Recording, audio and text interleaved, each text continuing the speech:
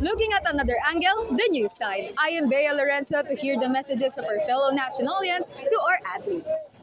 Bleeding gold and blue, the golden double victory by the men's and women's volleyball teams prompted pagdiriwang sa Calle-Oxon last May 28. As we roamed around the audience, we approached them so they could deliver their message to the Nationalian athletes. My message for them is nakaka-proud sila kasi, diba, nagawa ulit nilang mag-champion. And sana, by next year ulit may ganito. Kasi nakakatuwa yung mga ganitong events sa National University. Parang lumalabas yung pagiging bulldog. Hi, Belen. Shoutout sa iyo. Congratulations sa volleyball team. It's nice to have this kind of celebration where Nationalians unite as one. So to our dear players, congratulations! Congratulations sa ating women's and men's volleyball team. Alam ko mag-enjoy yung mga Nationalians sa concert today kasi maganda yung line-up. Sana next year ulit. To everyone, so especially dun sa mga players natin na nag-champion. First and foremost, congratulations po. Especially to my friend, Abby Pono.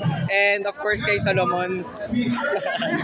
Nationalian athletes, especially kay Belen ko, we love you so much!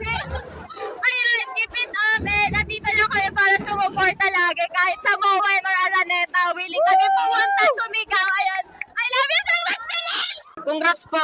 Tapos good luck po next season. And nandito lang po kami. Thank you. I love you, women's and men's volleyball. Especially to po din! We also bumped into a few champions along the way. Dahil sila sa mga fellow athlete ko na sana huwag gumintong maharap sa gusto nila.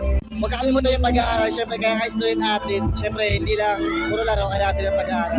Thank you so much sa inyo community and lagi sila dyan sa amin para supportahan kami.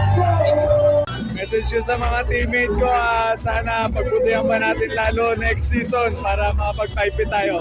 With the support of fellow Nationalians, this victory party is not just for the success of our championship titles in volleyball, but also for all of our teams and athletes who brought home multiple trophies in their respective tournaments. Congratulations on your journey this UAAP Season 86. I am Bea Lorenzo of TNTV, looking at another angle, the news side.